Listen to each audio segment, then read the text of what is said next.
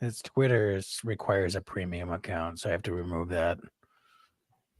Every year I know we gonna go hard. We been that team ever since Bart started. All my cheese heads go pack go. Ain't showing no mercy, cutting no slack, no. I ain't a bad sport and I'll even wish you good luck. Only thing I will. And welcome into Lombardi's Legends podcast. I am Wags, as always, joined by Dane. We are back. It's been a minute, Dane, since we've done a podcast. Been busy with travel and newborn parenting for you. So, but this was an important one. We weren't going to miss it. It is Thursday evening here, but we're going to be previewing the Week 4 matchup at Lambeau Field between the Green Bay Packers and one of our most hated divisional rivals, the Minnesota Vikings. So, Dane, how you doing tonight, buddy? Good to see you. Dude, so good to see you. Hello, Packers fans. Man, I can't believe it's week 4 and we're already talking division Packers Vikings, but Packers are 2-1, Vikings are 3-0. Vikes have to come to Lambeau Field. Man, I'm hyped to talk with you tonight, Wags. Hyped to break it down. How are you doing? How are you feeling, buddy? And how excited are you for this week 4 matchup? I couldn't be more excited. And I mean, look, Packers have exceeded all expectations with Malik Willis stepping in the last couple of weeks for an injured Jordan Love. And say what you will about the quality of the opponents that they were facing. They went out and got wins. Couldn't have done it any better. 2-1 now on the season, returning home. And this is a Viking team that not only are they coming in with 3-0 record, they've been playing some really good football and have beaten some quality opponents along the way. So this is going to be a heck of a challenge for the Packers, and I can't wait to dig into it. Maybe we should start with the injury report, and certainly the biggest one to talk about is Jordan Love. I'm not sure there's a whole lot else. There's a lot of guys listed on both sides in the injury report, but just scrolling through it and keeping up on most of the news around the injuries for both teams, doesn't seem like there's a lot of other high impact potential injuries in this matchup. But Dane, let's start with Jordan Love, and then if there's anyone else that you want to highlight on the injury front, we can dig into that further. Yeah, Wags, stop me if you've heard this one before, but Jordan Love was limited at practice yet again on Thursday. Looks like he was moving around a little bit, but the question becomes, do they think he's healthy enough to play? Right. I mean, I think that's what it comes down to. I've heard arguments maybe he shouldn't go regardless, but I want to hear your take on this because we've talked over the years with the Packers coaching staff. We've talked a lot over the years with the Packers training staff of how they handle injuries. I think there's pluses and minuses, however you handle injuries. But what's your read, Wags? I mean, because I'm of mind, I want to hear you first. I want to hear what your take is on this because, I mean, how are we feeling about this? And do you think he's able to go? And if he's able to go, do you think he should go? If he's medically cleared, you play. I've been very consistent on that. I understand that some folks are like, well, don't rush him back. Packers got a couple wins. There's only so many games in the NFL. For personally, just me, everyone's entitled to their opinion. I just hate the mentality of, well, we're good, save him for another week. If he's medically healthy enough to be cleared by the medical and training staff, you play, period. That's just my opinion. You've got 17 games in season.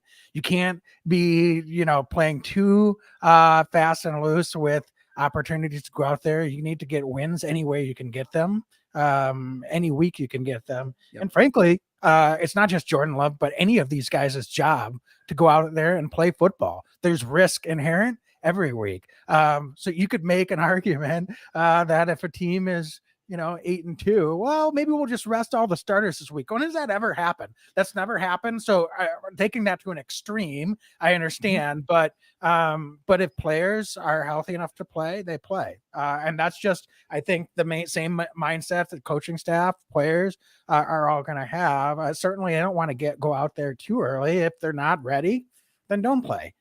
So that's really my take on it, Dane. I mean, again, you can look at it multiple ways. Is Jordan Love specifically going to be cleared and ready to play this week? That's a question I don't think any of us can answer. He was limited participant all week last week in practice.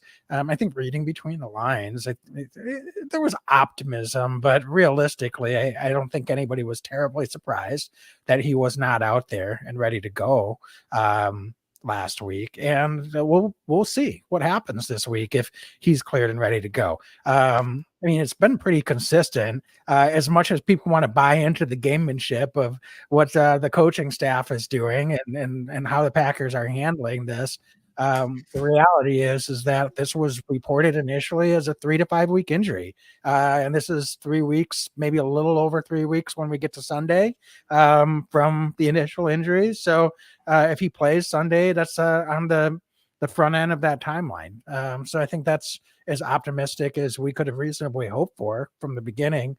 And if he's on track to get cleared and is ready to go, I think we'll see him out there on Sunday. Yeah, and Wayne, what's up, man? Looking at the chat, said we're going to wait and see where Jordan Love is at. Say he's limited practice. I hope he does, and if not, then it's Willis we trust. And yeah, I mean, I think that's exactly right, man. I mean, that's right, Wags. And I couldn't agree with you more, by the way, Wags. Like, if the dude can play, we're already a quarter of the way into the year after this week, right? I mean, it's not like this ain't baseball, right? And if he can go, and if the docs say he can go, he can go. If he can't go, that's totally fair. And then it's Malik Willis time. And we dial him up again. But if Jordan can go, I think we have to get him out there, and he's going to have to kick the rust off a little bit. And he's going to go play, and he's going to go perform. We know he wants to play, right? There's no denying that. Now it's just a question if he's able to go. But if he's able to go, we got to get him back out there as soon as he's able. Yeah, I couldn't agree with that more, Dan. Is there any other injuries that you think are worthwhile mentioning? I mean, got a lot of guys, like I said at the top, listed as limited participants practice. I mean, I realize, yeah, sure, we got Jordan Morgan. Looks like he's not going to be on track to be cleared to play this week, but I think that's, with respect to Jordan Morgan and hoping he gets back healthy, with the way Sean Ryan has been playing, I think that's a position that the Packers are well equipped to be covered. And I'm not sure that has any direct impact on this game, short of additional injuries on the offensive line. So that's kind of where I'm at when I look over this injury report. But Dane, anyone else that you feel is worth mentioning?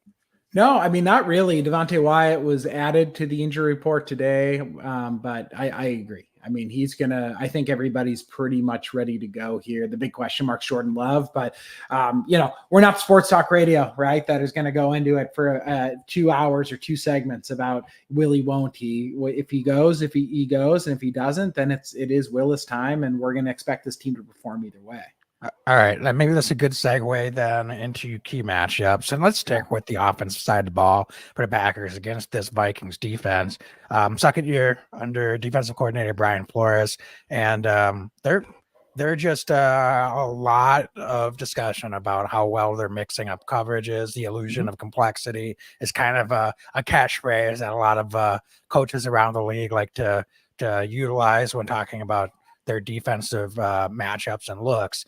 But this is a Vikings team that's got some familiar faces. They added Stephen Gilmore in the defensive backfield, quality veteran cornerback.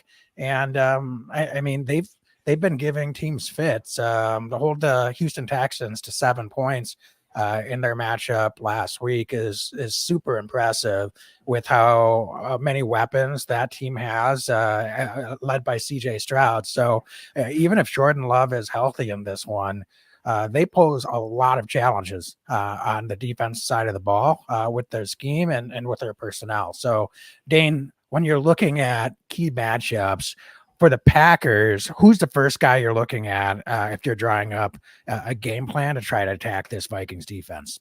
Yeah, I mean, it's a great question. And I'll tell you what, Wags, Matt LaFleur's been in his bag to start the year. So, yeah, the Vikings defense has been good, but Matt LaFleur has been masterful, I feel like, through the course of these last few weeks, particularly with Malik Willis at quarterback. But I think it starts with the run game. this week, whether Jordan Love's back or not. And we're on the record sometimes saying, hey, this is a week where Jordan should just let it rip.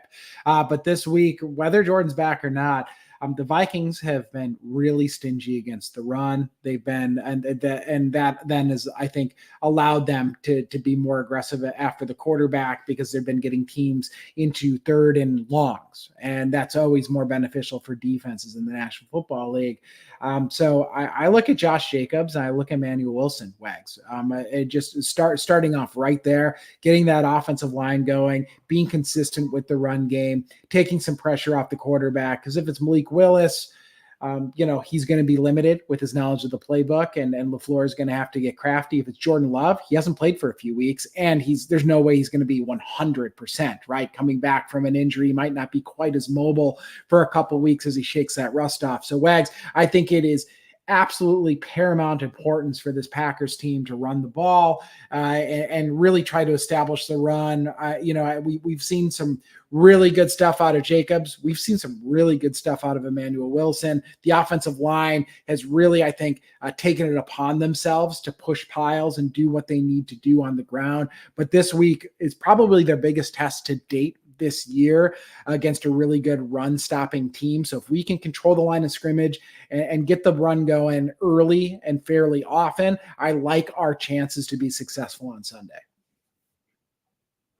Yeah, I think you made the biggest point, as Vikings leading the league with 16 sacks through 3 weeks. And so, having a good and advantageous down and distances is going to be paramount.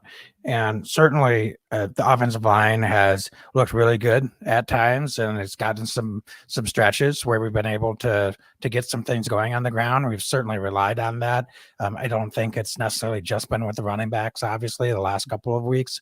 It's been the receivers, it's been Malik Willis with their legs, and some of the drawn up plays, and some that are more ad hoc. So I fully agree. And I think one of the things that's also interesting with this Vikings defense is they've been stingy early in the season against the run as well, only giving up 3.6 yards per carry, but they're second in the league fewest rushing attempts against this defense. They've been playing with a lot of leads, and certainly I think you look at Houston as a team that they were down by a lot last week, and they like to throw the ball a lot anyway. So I think if you can stay with the running game, I think it was a little bit frustrating at times last week against a tough run defense up the middle in the Tennessee Titans, but they didn't give up on it. And I think that's one of the things that in past seasons has been a critique, whether you're talking about Matt LaFleur or Mike McCarthy. It didn't seem like the Packers have stayed with the run in games when they should, or when situations call for it. And so far on this season, it's only 3 games in, it seems like there's a heavy emphasis on the run. Even with Jordan Love in at quarterback, I expect that to continue. So, Dane, I agree a lot. And I think one of the other things that's going to be interesting is the way that this wide receiving core has been blocking has just been phenomenal. But I think that does potentially open up some looks that they haven't, some wrinkles that they haven't had to unfold.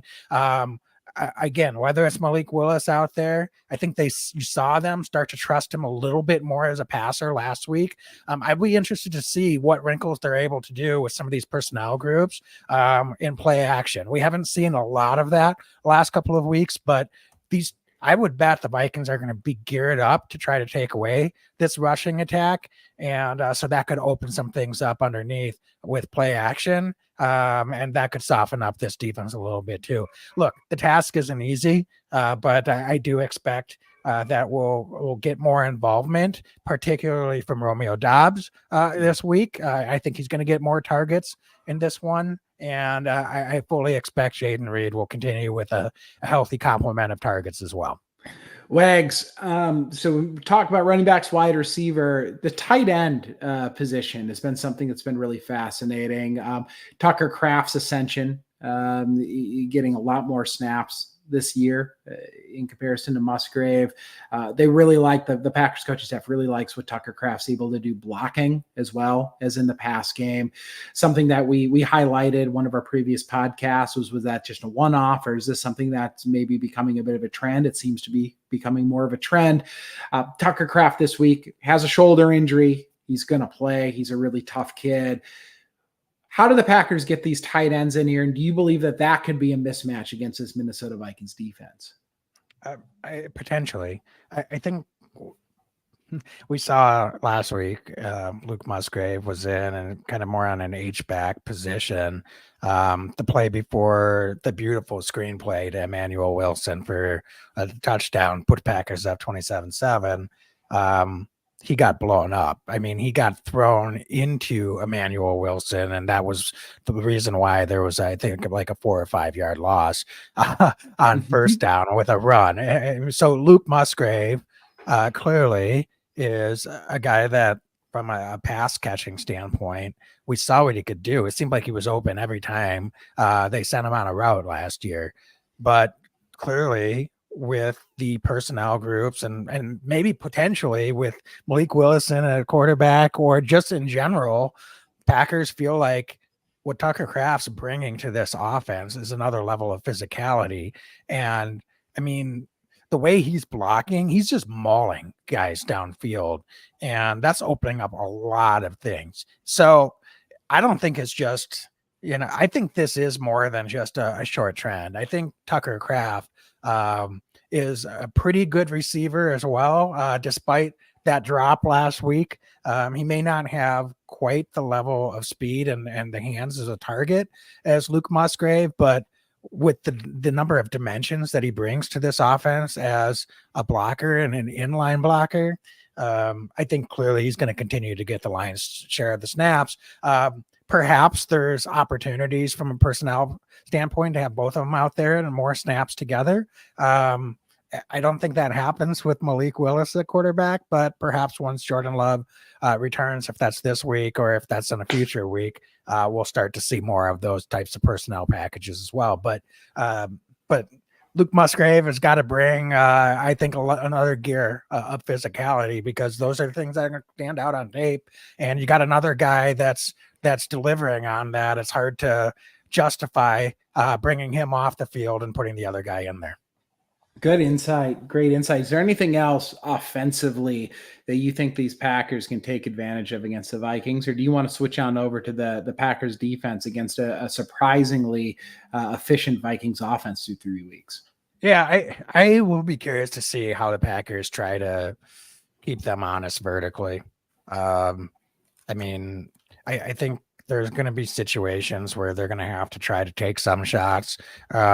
Granted, those are lower percentage plays, but I hope that they find the right situations earlier in the game to take some shots downfield in the vertical passing game.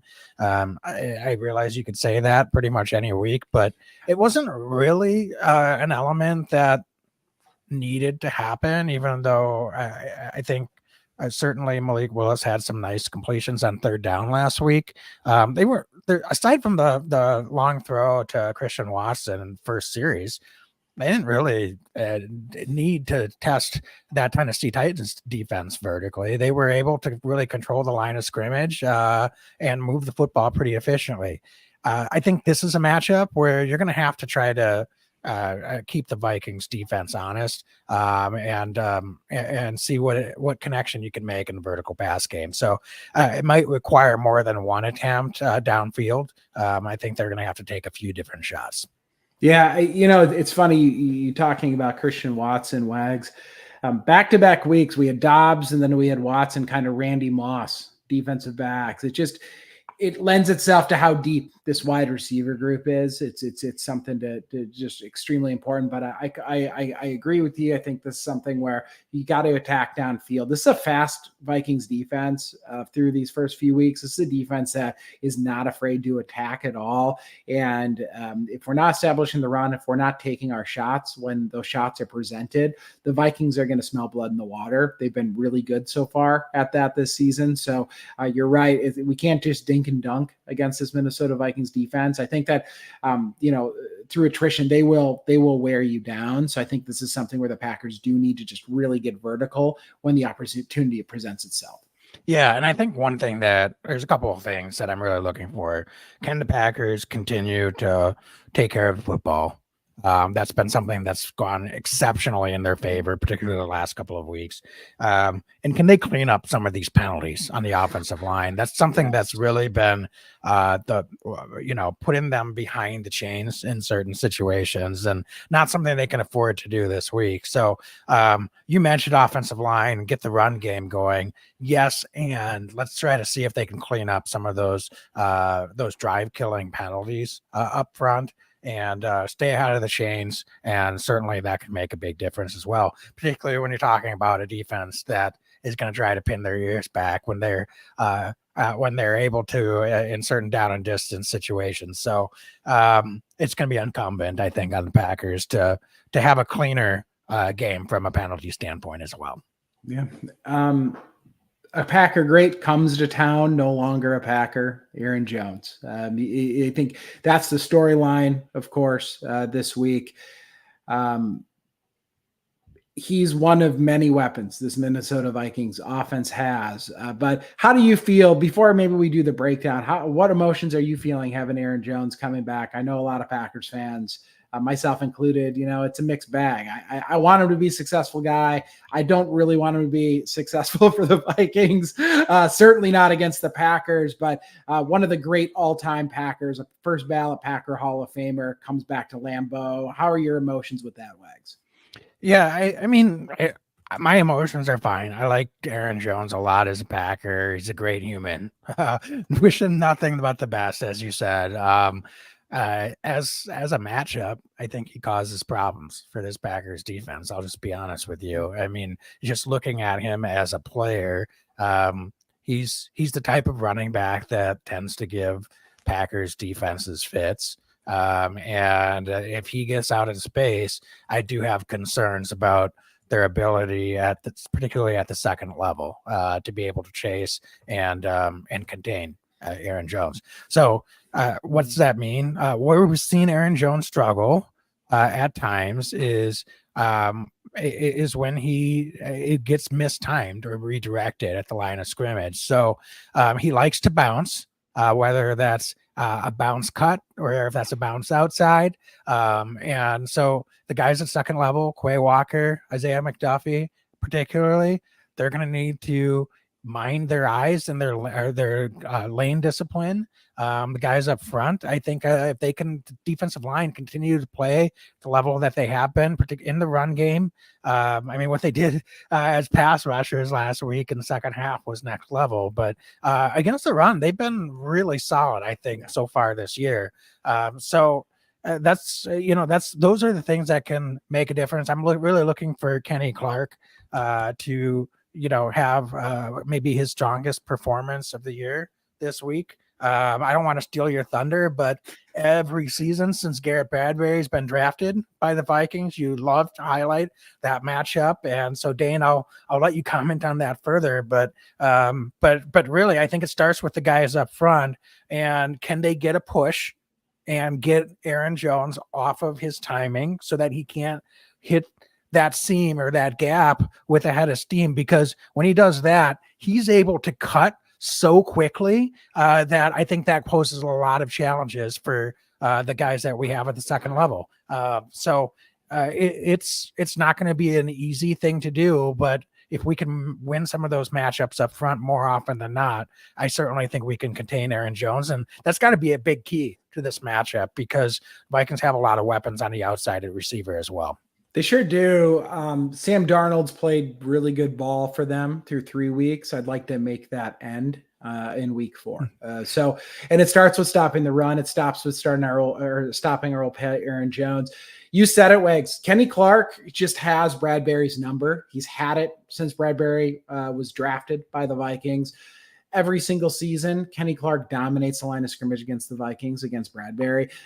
So I look for Kenny to continue. Kenny has not had, I don't think, the first 3 weeks that I think he would want to have I think that, there's room for him to have kind of that big impact game. And I think this is a great opportunity for him. Now, with that said, Devontae Wyatt has really come into his own this early in year 3. We talked about it before the year with this new defense, this new attacking style, letting the defensive linemen pin their ears back and get after it.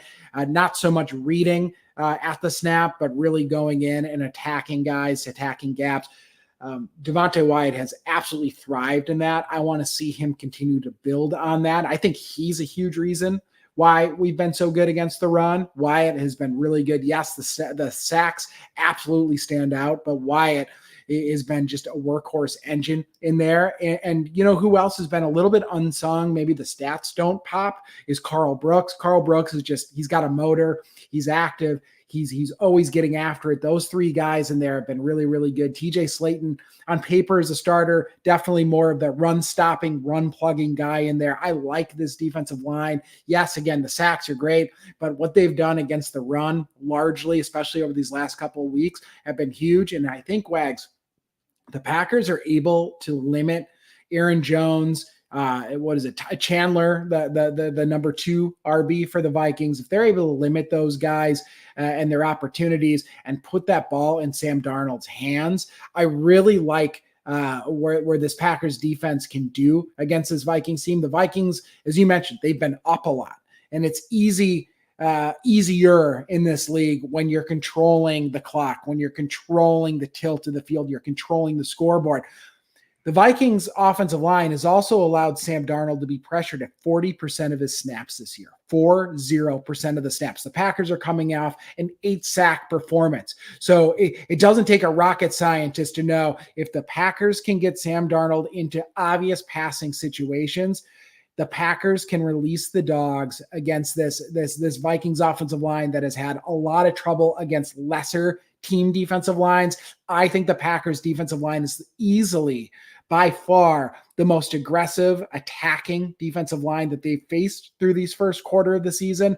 And that's why I think stop the run best we can, make Darnold try to win some snaps and force him into some long third downs and really pressure that quarterback. And I think that we can create a lot of mistakes because Sam Darnold, yes, he was a high draft pick, Wags, right? And yes, he's been in the league, but he looks a lot different than he has in previous years. And I expect to see a little bit more of the Sam Darnold we've seen in previous years, but you have to force him into some mistakes. And I think the Packers have a good recipe to do that against him on Sunday.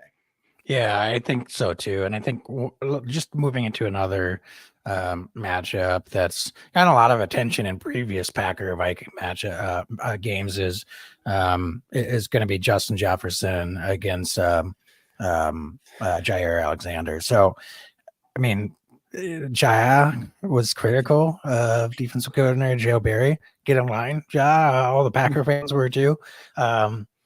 And Justin Jefferson last year, first matchup, just lit up the Packers. And then in the second matchup, they were able to follow him around with Ja, and it seemed like Ja frustrated Justin Jefferson, and it was a completely different outcome. So I'm going to be really interested to see how new defensive coordinator Jeff Hafley treats that matchup. And Ja is someone you've been pretty critical of, I think deservedly so at times. Had a rough outing in week 1 against A.J. Brown with a lot of the matchup.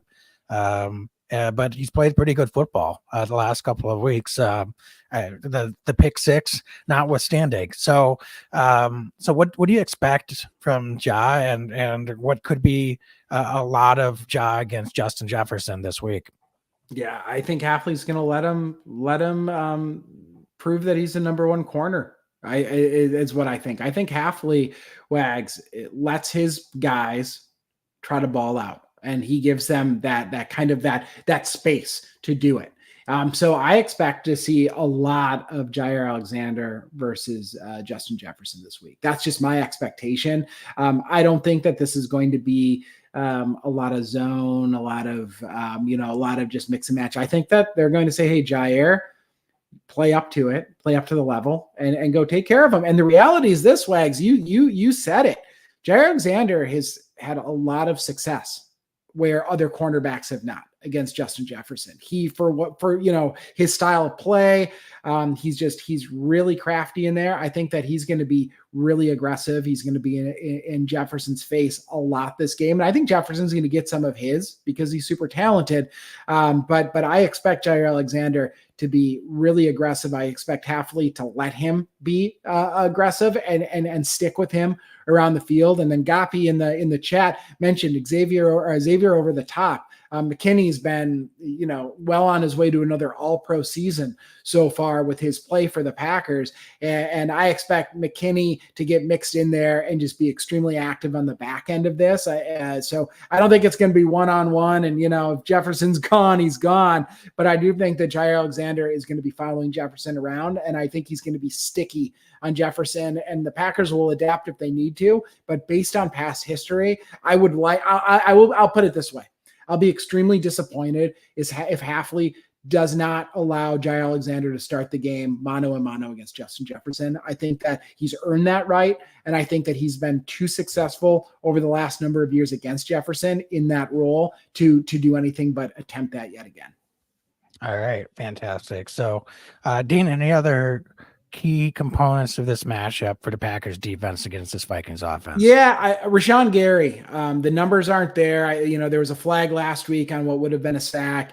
I don't believe he had any pressures credited to him last week. I expect Rashawn Gary to get on the books this week. So I expect Rashawn Gary to get after it. I did notice last week Preston Smith was getting double teamed a little bit by the Titans, and Preston Smith, Wags, I don't know what it is, but he seems like such an unsung hero of this Green Bay Packers defense over year after year after year. Before it was Zadarius Smith, right? It was kind of the guy. And then Rashawn Gary's become that guy. And Preston Smith's always kind of been the other guy, it seems like, in Green Bay. Not here on this podcast, because I got to say that Preston Smith just does his job. Every single year, every single week, the dude shows up. I think he's missed one game in his NFL career, which is absolutely absurd. And he just shows up and he's steady every single week. He does what the team asks of him every year. Doesn't matter what the defense is. So I want to highlight that because I think Rashawn Gary's going to get his this week, but Preston Smith is going to get after it as well. So I just like the matchup against this Vikings offensive line. I don't think that they've had the opportunity to be exposed yet, the way that the Packers have the ability to do that. But if they can't stop the run, they can't get off the field on third down, we're going to be in a little bit of trouble. But if we can force them into some of those third downs and allow us to pin our ears back and hit the quarterback, I just love what Rashawn Gary and Preston Smith, and of course, Van Ness and Barre, but really Rashawn Gary, this is a big week for him. And I think another big week for Preston Smith. Yeah. And I mean, I don't want to just brush aside how well Sam Darnold's been playing, but this isn't like this guy's been journeyman, like, I don't know. He's been given lots of opportunities.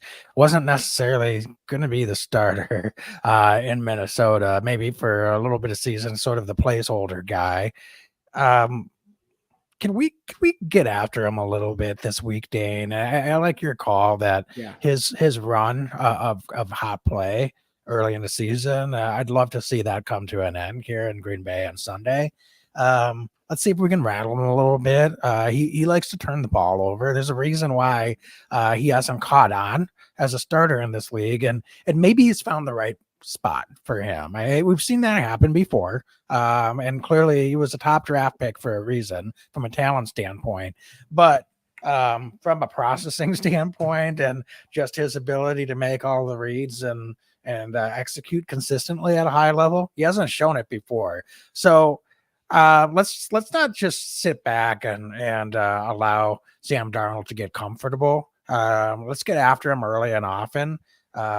Packers didn't really necessarily have to dial up a lot of extra pressures. They were doing it mostly with their front four the first few weeks. But Sam Darnold, he's not a guy that can't move around a little bit, but not really someone that you think of that's going to hurt you with with his legs from the quarterback position. So let's see what we can do with a less mobile quarterback than what the Packers have faced the first few weeks of the season, and unleash these guys up front a little bit and see if we can dial up some pressures and earlier downs and earlier in the game and force the issue a little bit from a defensive standpoint. And maybe that forces them into some more mistakes early in the game as well. Terrific. Yep, agreed. And last thing I'll just add is noticing that Edrin Cooper is getting mixed in more and more as the weeks progress. Eric Wilson, a little bit less. Isaiah McDuffie, a little bit less.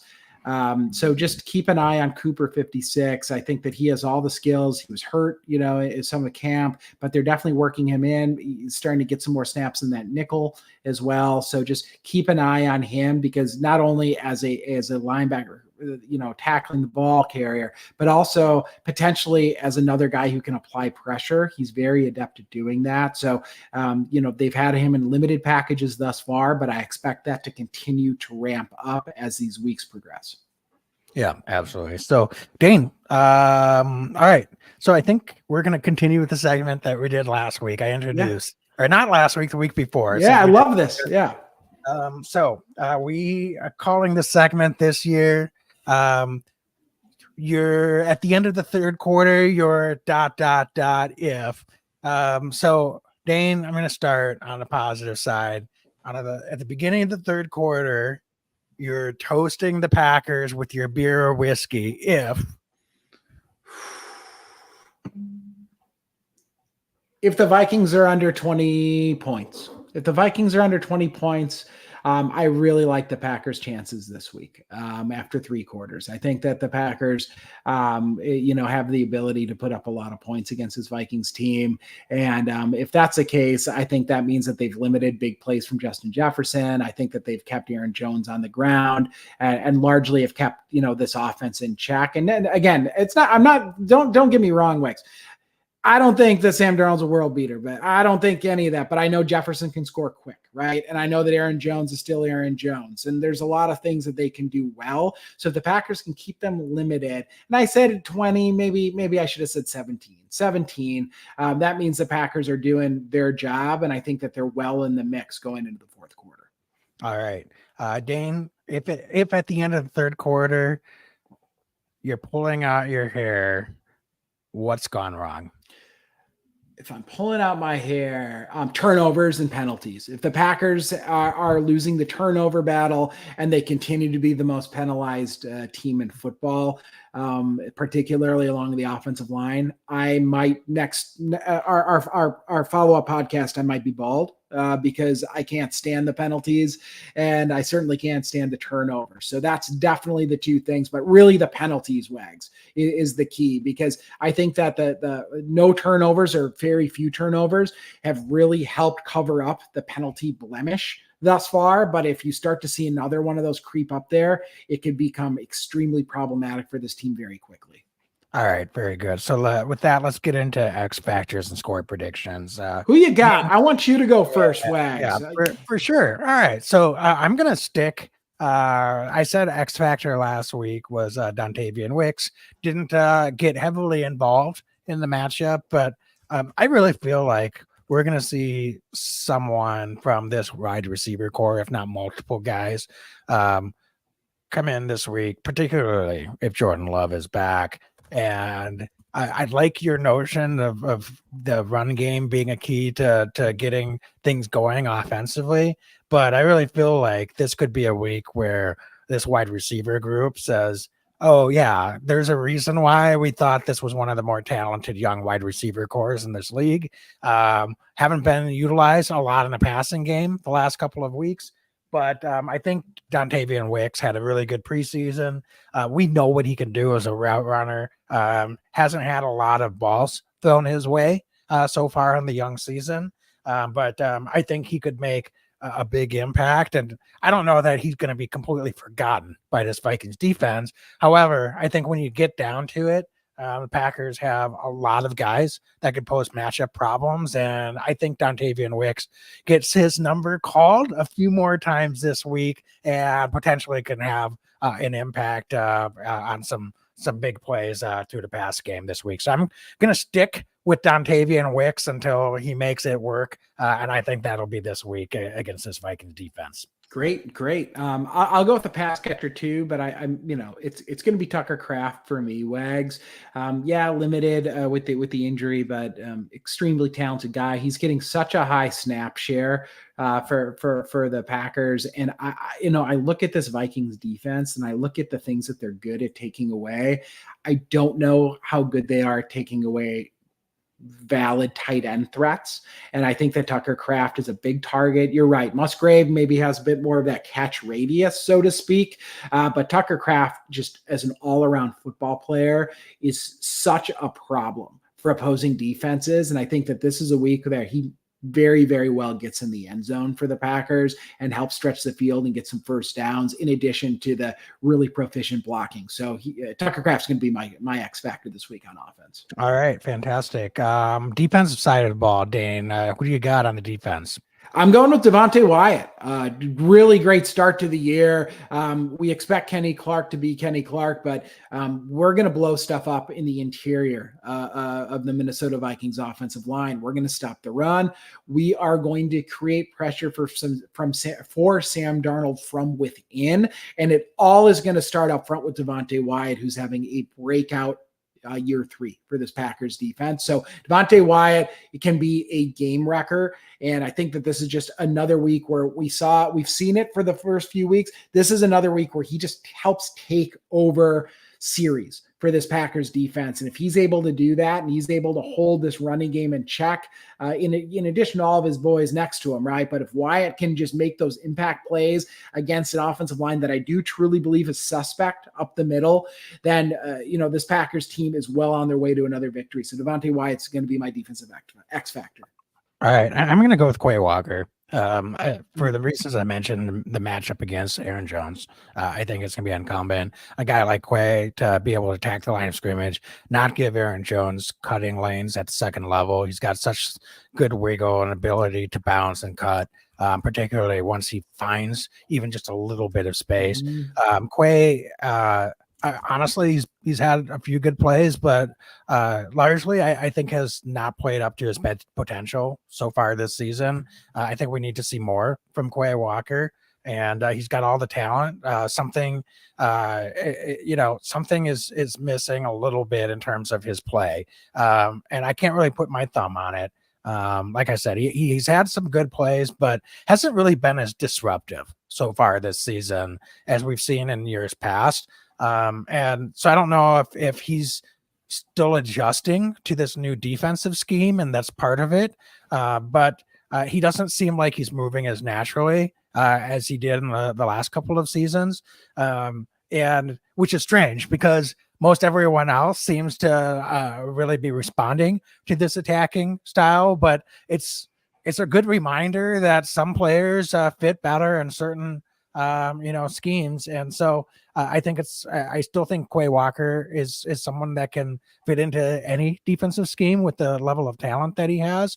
But I'm hoping that it starts to click a little bit more this week because we really need him in this matchup to be as disruptive as possible. So I'm going to go with Quay Walker. If he can be that guy, that could be a big impact in a positive way. If he can't, it could be something that could really cause us some challenges, some pain against this matchup if he's chasing Aaron Jones around quite a bit, whether in the run game or pass game, and isn't able to be up to the task. So I'm hopeful that Quay Walker can have a positive X factor contribution this week.